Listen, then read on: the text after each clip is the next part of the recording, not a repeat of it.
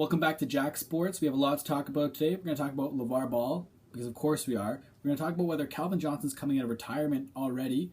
And we're going to have my NBA and NHL Finals predictions. The Big Baller brand dropped brand new shirts recently. They dropped the Stay in Your Lane shirts. If you don't know why this is a big deal, I'm going to catch you up to speed. Last week, Lavar Ball was on the herd with Colin Cowherd, and they were discussing the Zo2 Prime and the $495 price tag when co-host Christine Leahy asked him how many shoes he'd sold.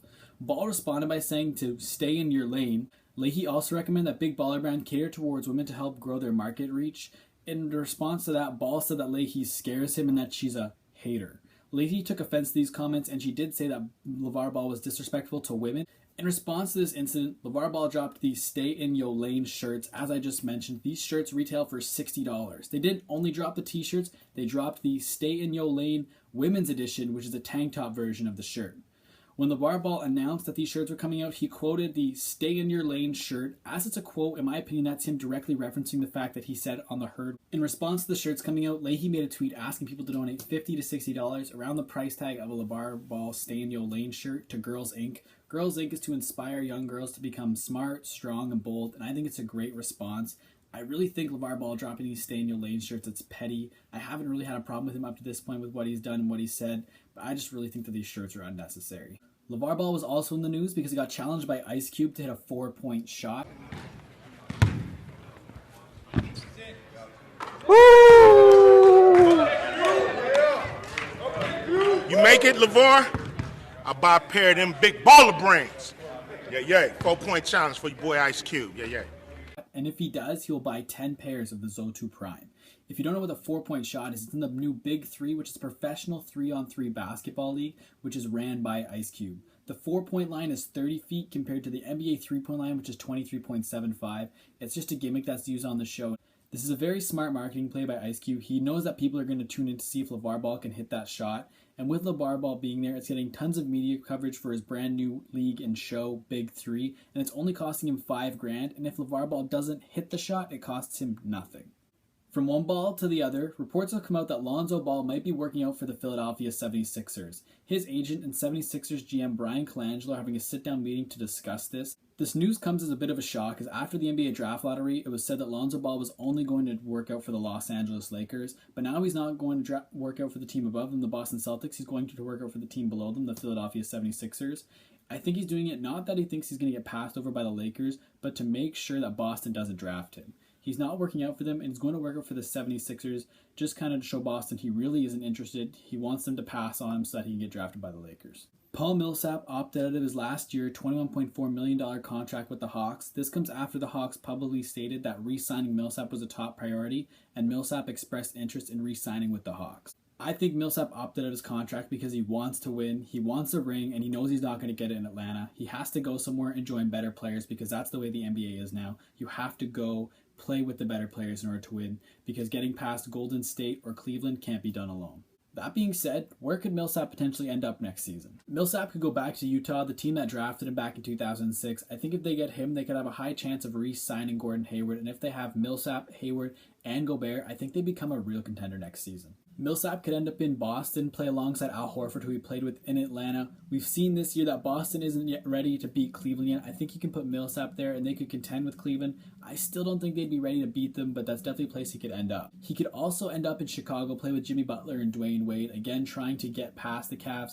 I think if he goes to the Bulls as well, that's not enough to get past Cleveland. I also think the Lakers should express interest in Millsap if they can't get Paul George. I definitely think Millsap would fit in well there. He's an unselfish player. He'd be a leader in that locker room full of young stars. And then I think if they draft Lonzo Ball and have him at the point guard, they put D'Angelo Russell as the shooting guard, Brandon Ingram on their small forward, and then Paul Millsap on their power forward. I think it'd be a nice fit. They wouldn't be ready to win right away, but I think a couple years down the road, they could be ready. And I think that's a viable spot for Millsap to end up.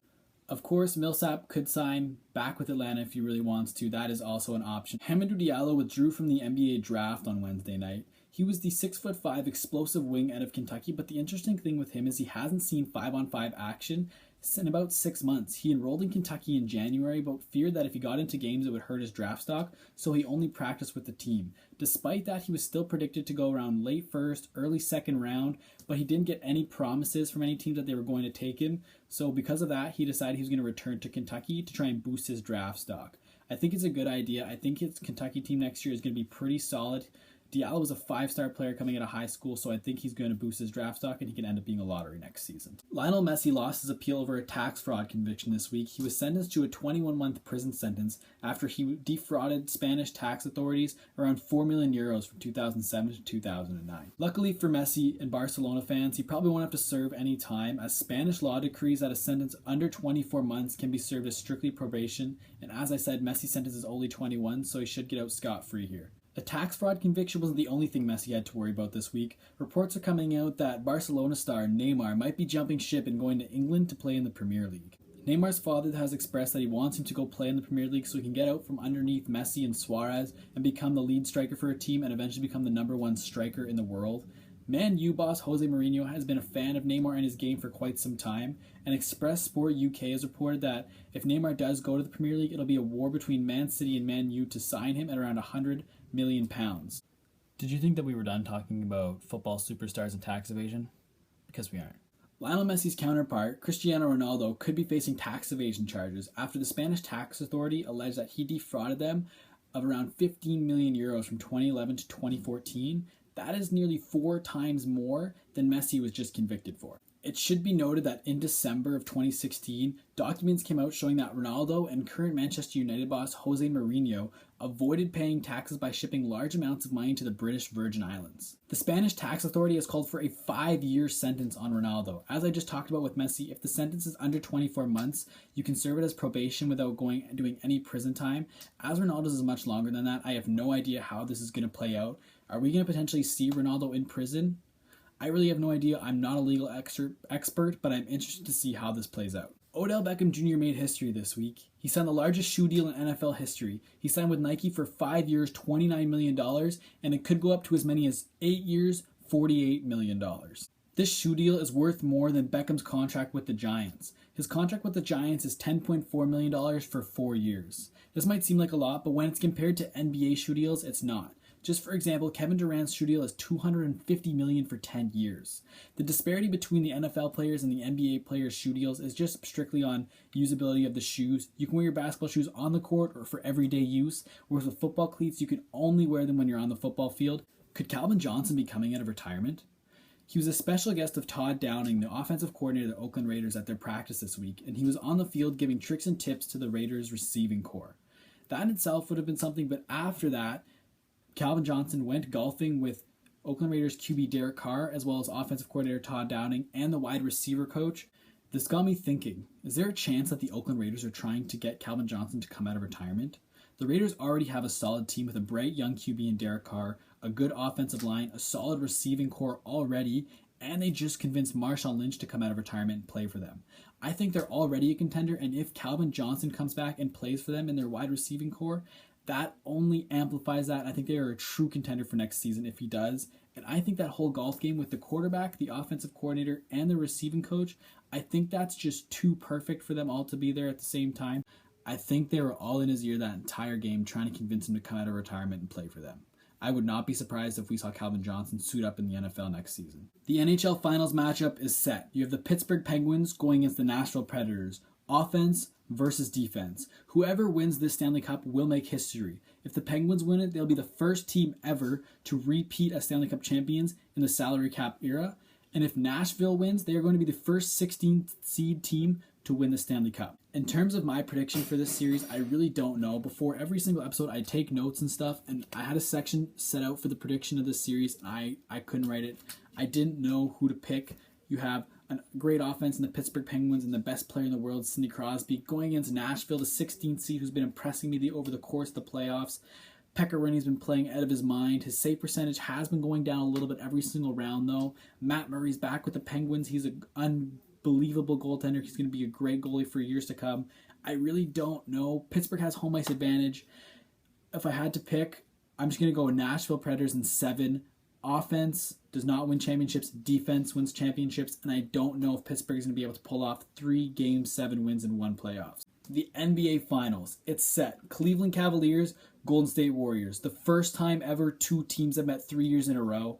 This, however, was a foregone conclusion. The entire NBA season was just a lead up to the inevitable. I think every single person had Golden State against Cleveland playing at the beginning of the playoffs and at the beginning of the year. This is no surprise whatsoever. In terms of my prediction for the series, I have the Cleveland Cavaliers winning in 6 games. It's hard to bet against LeBron James, one of the greatest basketball players we have ever seen playing some of the best basketball he's ever played.